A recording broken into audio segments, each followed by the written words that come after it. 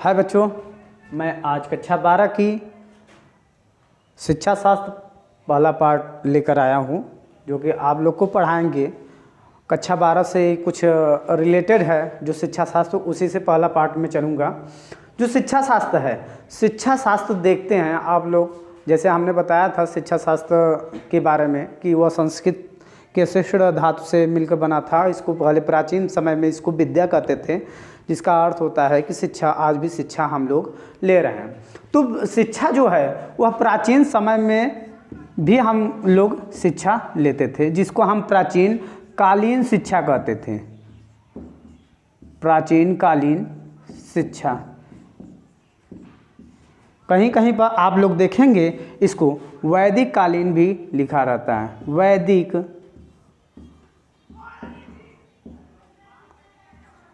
कालीन शिक्षा यह प्राचीन काल में शिक्षा है, जो कि वैदिक कालीन शिक्षा भी इसको कहा जाता है। वैदिक कालीन को या फिर इसको हम कहते हैं एशियंट एजुकेशन या फिर वैदिक एजुकेशन। ये शिक्षा है। इनमें अगर हम लोग अपने भारत के लिए देखा जाए कि अपने भारत की विचारधारा के आधार पर देखा जाए तो इसको हम 4 भागों में बांट सकते हैं। शिक्षा को जो है इसको 4 भागों में बांट सकते हैं। जैसे पहला जो था प्राचीन जो भारतीय शिक्षा थी वे वैदिक कालीन शिक्षा थी। जो भारत की पहली जो शिक्षा थी प्राचीन भारतीय शिक्षा थी। प्राचीन भारतीय शिक्षा, ये प्राचीन भारतीय जो शिक्षा है उसको हम क्या कहते हैं? प्राचीन भारतीय शिक्षा को 2 भाग में हम कह सकते हैं, या फिर एक ही। अगर नहीं समझ में आ रहा है प्राचीन भारतीय शिक्षा तो इसको हम एक तरह से ये भी कह सकते हैं वैदिक शिक्षा, जिससे हमने ऊपर बताया है वैदिक कालीन शिक्षा, या फिर इसको और भी कहते हैं बौद्ध कालीन शिक्षा। बौद्ध कालीन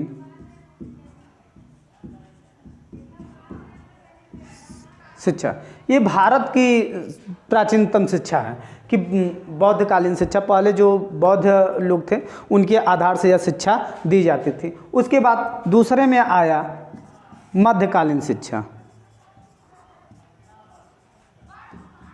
मध्यकालीन शिक्षा ये दूसरे भाग में आया कि मध्यकालीन शिक्षा, या फिर इसको हम एक और नाम से कहते हैं, या इसको एक और नाम मुस्लिम कालीन शिक्षा।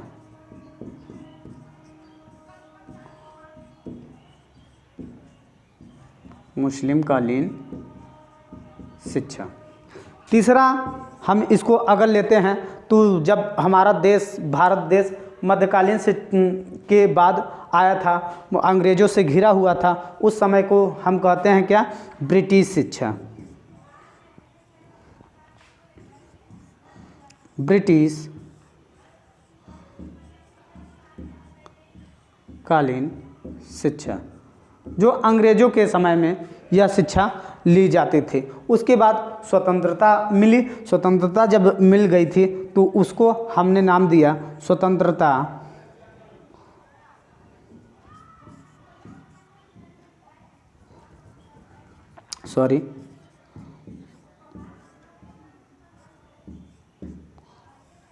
स्वतंत्रता पश्चात शिक्षा।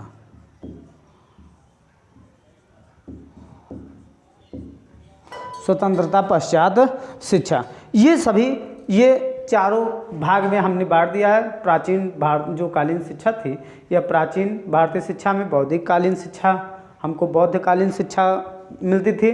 उसके बाद दूसरा मध्यकालीन शिक्षा है, जिसको हम मुस्लिम कालीन शिक्षा भी कहते हैं। तीसरा ब्रिटिश कालीन शिक्षा थी, जिस समय हम अंग्रेज़ों से घिरे हुए थे उस समय की जो शिक्षा थी उसको ब्रिटेन कालीन शिक्षा कहते हैं। जब हमारी स्वतंत्रता प्राप्त हो गई तो उसको स्वतंत्रता पश्चात शिक्षा कही जाती है। वैदिक कालीन शिक्षा, पहला पार्ट वैदिक कालीन शिक्षा। वैदिक कालीन शिक्षा है क्या? वैदिक कालीन शिक्षा हम समझते हैं कि प्राचीन समय में जो शिक्षा दी जाती थी उसको वैदिक कालीन शिक्षा कहते हैं। वैदिक कालीन शिक्षा जो है, अगर हम इसको देखें वेदों के लोगों में, गाथाओं में मिलता है। जैसे हम उसको देखें कि यह वेद के आधार पर ही इसको बांटा गया है। वेद जो होते हैं, वेद 4 प्रकार के होते हैं। वेद कितने हैं? वेद 4 भाग हैं। वेद 4 ठो हैं, 4 वेद हैं। हम इसको 4 भाग न कहकर वेद 4 हैं ये कह सकते हैं। तो वेद आप लोग जानते हैं कि वेद जो हैं 4 है। पहला ऋग्वेद,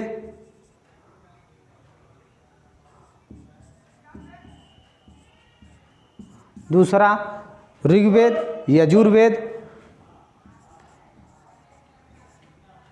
यजुर्वेद, तीसरा हम उसको सामवेद कह सकते हैं या फिर अथर्ववेद कह सकते हैं। सामवेद,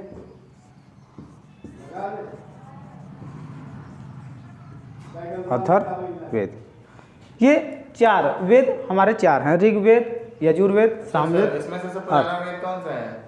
ये ऋग्वेद। ऋग्वेद सबसे पुराना है। वैदिक काल के ग्रंथ में इसको अनेक ग्रंथ हैं। इसमें यह 4 भाग में बांटा गया है, जिसको हम वेद को 4 ही जानते हैं हम लोग। ऋग्वेद, यजुर्वेद, सामवेद, अथर्ववेद। यह वैदिक काल में जो शिक्षा दी जाती थी, इन्हीं के आधार पर शिक्षा दी जाती थी। यह बहुत हम कहा जाता है इसको, एक हमने और नाम दिया था बौद्धकालीन शिक्षा। बौद्धकालीन शिक्षा इसलिए कहा जाता है कि यह बहुत पुराने समय में यह शिक्षा दी जाती थी। इनमें हम लोग अगर शिक्षा देते थे, कोई भी गुरुजन, तो वह शिक्षा के माध्यम से इसको भाग में बांटे हुए थे कि उनकी जो समय सीमा है वह क्या है, विद्यार्थी का समय सीमा क्या होता है, उनके घर की गृहस्थी का समय सीमा क्या होता है, उनके अगर घर से बाहर जाते हैं तो उनका समय सीमा कब होता है, और जब वह घर से पूरी तरह से एवं विक्षुब्ध हो जाते हैं कि हम घर से कोई मतलब नहीं रखते हैं, उस समय का समय सीमा क्या होती है। इसको बांटा गया था। तो पहला जो था समय, वह 4 भागों में इसको अगर हम बांट देते हैं कि पहला जो समय था, हम पढ़ने के लिए जो उस समय के विद्यार्थी जीवन को हम कहते हैं ब्रह्मचर्य। ब्रह्मचर्य आश्रम। ब्रह्मचर्य आश्रम पहले जब गुरु के पास गुरु लोग आते थे खुद लेने के लिए, लेकर जब शिक्षा देने के लिए जाते थे, तो पहले हम लोगों का उपनयन क्रिया किया जाता था। उपनयन क्रिया करते थे वह लगभग 7 वर्ष, मतलब सिर को मुंडा कर देते थे। मुंडन करने के बाद ही वह शिक्षा ग्रहण करते थे। उनका तात्पर्य था कि ब्रह्म की तरह हम तपस्या के रूप में उस शिक्षा को ग्रहण करें। इसका उम्र जो था 25 वर्ष था कि 25 वर्ष तक हम अगर यह ब्रह्मचर्य आश्रम में रहकर हम अपनी उम्र के जब से हम पढ़ाई करने के लिए जाएंगे, वहाँ से 25 वर्ष तक यह शिक्षा हम ग्रहण करते हैं। उसके बाद जब दूसरा आता था जो शिक्षा ली जाती थी, वह गृहस्थ थी। जब हम लोग शिक्षा लेकर आते थे, उसके बाद गृहस्थ आश्रम की बातें होती थी। यह जो गृहस्थ आश्रम कब हम लोगों को करना चाहिए, इसके लिए जब यह 25 वर्ष हमारा जीवन बीत जाता था, उसके बाद गृहस्थ आश्रम में हम लोग जुड़ते थे। गृहस्थ आश्रम जो होती थी 25 वर्ष से 50 वर्ष के बीच में ही हम लोग जुड़ते थे। उसके पहले या फिर बाद में ऐसा कोई अनुमानित समय नहीं था। उसके बाद जब हम यह समय बिता लेते थे, तो उसके बाद वानप्रस्थ आश्रम आता था। तीसरा वानप्रस्थ आश्रम। वानप्रस्थ आश्रम आता था। ये वानप्रस्थ आश्रम जो है, यह समय हमारा लेता था 50 से 75 वर्ष। उसके बाद लास्ट आता था, चौथा जो था, यह लास्ट है संन्यास। जैसे हम कहते हैं कि घर द्वार से कोई मतलब नहीं है, तो ये संन्यास का समय था। संन्यास आश्रम। संन्यास का जो था 75 वर्ष से लेकर मृत्यु, जब तक मृत्यु नहीं हो जाती तब तक की जो क्रियाएं होती थी, वह हम बाहर जाकर अपनी अपने मर्जी के जब तक जीना चाहते हैं तब तक, अगर मृत्यु हो जाती है तो वहाँ पर मतलब यहाँ पर घर से कोई मतलब नहीं होता था।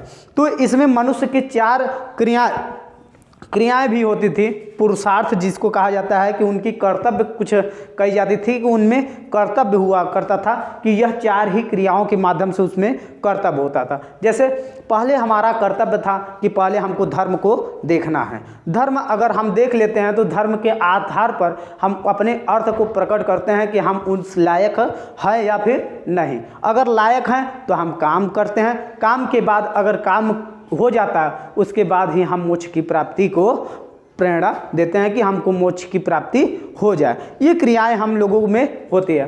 तो ये जो शिक्षा होती थी आप लोगों के मन में आता था कि यह शिक्षा मिलती कहाँ थी।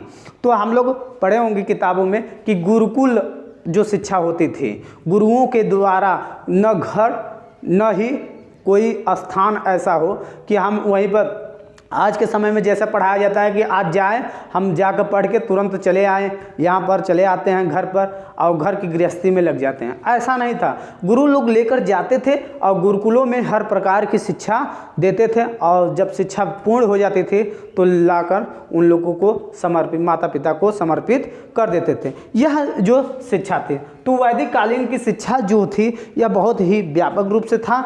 इसमें कोई ऐसा ये नहीं क्रिया थी कि हम सीख ना पाएँ या फिर सीखने में हमको दिक्कतें हो गई और तब जाकर गुरु लोग आपके माता पिता के पास समर्पित, ये नहीं था। ये इसमें क्या था कि व्यक्तित्व का विकास हो जाए और सर्वांगीण विकास हो। ये भी नहीं कि सिर्फ थोड़ा सा विकास हो, सर्वांगीण विकास। जो चीज़ के लिए हम उनको ले जा रहे हैं तो उन चीज़ों को हम पूरी तरह से उसको विकास से मुक्त कर देंगे। विकासशील तक नहीं रहेगा, विकसित हो जाता है और तब तक वह क्रियाएं होती रहती। तो संतुलित विकास हो जाती थी, सर्वांगीण विकास हो जाता था। जैसे हम लोग एक संस्कृत के आधार पर पढ़ते हैं, सा विद्यते, सा विद्या या मुक्तते, मतलब विद्या का अगर हम ज्ञान ले लेते हैं तो वह पूरी तरह से मुक्ति को प्राप्त हो जाता है। फिर हाँ, अब आप लोग को उद्देश्य के बारे में बताते हैं कि वैदिक कालीन शिक्षा के उद्देश्य हमारे वैदिक कालीन शिक्षा में जो बौद्ध कालीन की जो शिक्षा थी वह कुछ उद्देश्य रहते थे। तभी आज के समय में भी कुछ उद्देश्य है जो कि शिक्षा दी जा रही है और शिक्षा ले रहे हैं। सब लोगों का कोई ना कोई उद्देश्य है। तो उसी प्रकार पहले भी कुछ न कुछ उद्देश्य होता था। पहला था ईश्वर भक्ति तथा धार्मिक। पहले जो शिक्षा दी जाती थी वह सबसे महत्वपूर्ण यही था कि वह भक्ति पर ही सबसे जोर देते थे कि शिक्षा जो वैदिक कालीन में जो शिक्षा थी ईश्वर भक्ति की ही शिक्षा पहला सबसे धार्मिक के बारे में शिक्षा दी जाती थी।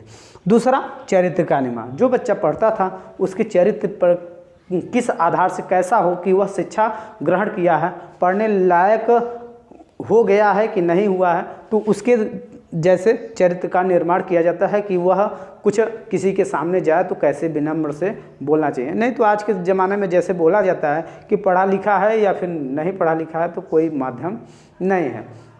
तो पहले जो था उसके चरित्र का निर्माण भी देखा जाता था कि उसका चरित्र का निर्माण हुआ है या फिर नहीं तो किसी के अगर गुरु लोग कहीं पर ले जाएंगे और उनको बोलने की कोई मतलब ही नहीं है कि कैसे किसके सामने किस आधार से बोला जाता है, तो पता ही नहीं चलेगा कि इसके चरित्र का निर्माण हुआ है कि नहीं। अगर पढ़ने योग्य हो गया है और पढ़ाई कर लिया है अच्छे से पूर्ण रूप से तो वह चरित्र का निर्माण उसका हो गया है, तभी वह किसी के सामने किस आधार से बोल सकता है यह पता चलेगा। तो तात्पर्य यही है कि उसके चरित्र का निर्माण हो गया है।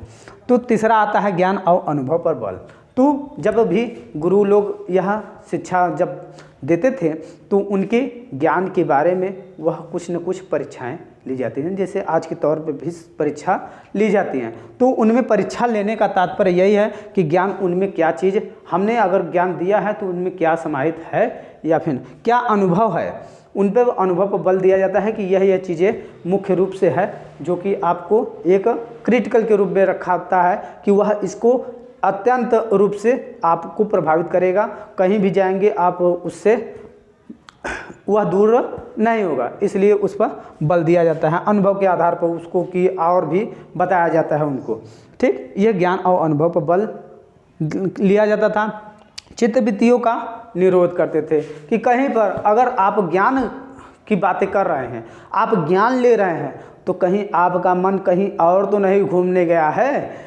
ये बात वो लोग ध्यान देते थे कि जैसे हमारा शरीर है तो हमारा शरीर यहाँ पर है, हम पढ़ाई कर रहे हैं, किंतु हमारा मन पढ़ाई नहीं कर रहा है, वो कहीं मौज मस्ती कर रहा है। ये चीज़ों का ध्यान वह देते थे कि चित्तवृत्तियों का निरोध करते थे कि कहीं हमारे जो कहा जाता है कि पंच तत्व 5 तत्वों से मिलकर बना है, 14 मूल प्रवृत्तियों से मिलकर मनुष्य का जो संवेग है वो 14 मूल प्रवृत्तियों से मिलकर बना, तो कहीं उनका मन जो है आवरण कहीं है, आचरण कहीं है और शरीर कहीं है। ये सब चीज़ों को, उनकी इंद्रियों को ध्यान में रखते हुए चित्तवृत्तियों का भी निरोध के बारे में वह उद्देश्य में रखते थे, ध्यान में रखते थे कि यह चीज़ें है या नहीं।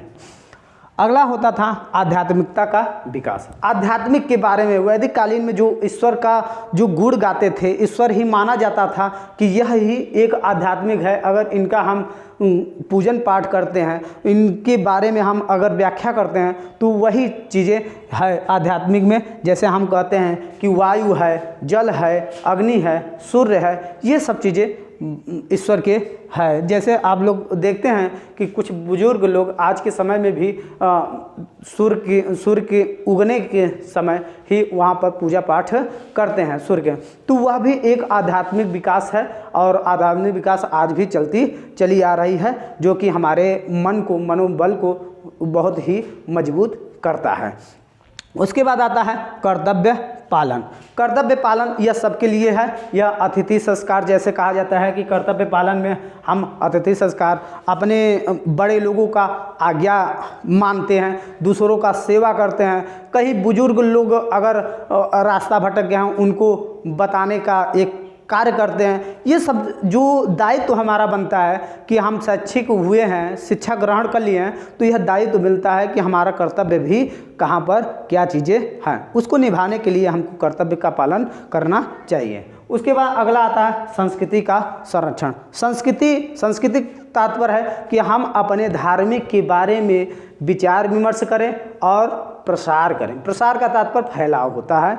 मनुष्य अपने ही उस शिक्षा के बारे में अगर प्रसार करता है, किसी को बताता है, उसको ज्ञान की एक मुख्य भूमिका निभाने में एक अहम भूमिका रखते हैं। इसका उद्देश्य यही होता है कि हम अपने धर्म के बारे में संरक्षण करें। हम अपने जो हम शिक्षा ले लिए हैं, उस शिक्षा के बारे में हम लोगों को बताएं कि ये नहीं कि बहुत लोग पढ़े लिखे होते हैं, बहुत अच्छे पढ़े लिखे होते हैं, किंतु उनके बारे में अगर किसी से पूछ लिया जाए कि हाँ आप क्या पढ़े हैं, कोई कुछ जानता है, भैया हम जानते नहीं हैं कि वो क्या पढ़ के आए हैं, मालूम नहीं।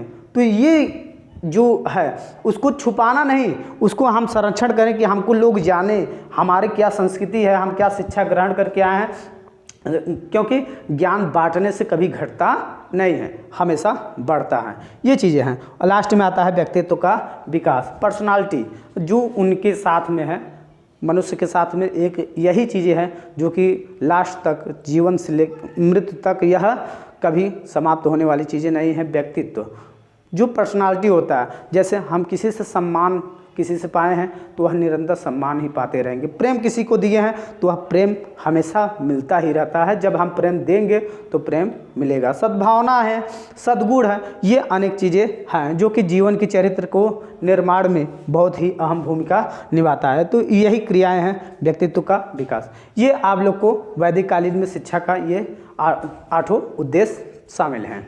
ठीक, थैंक यू।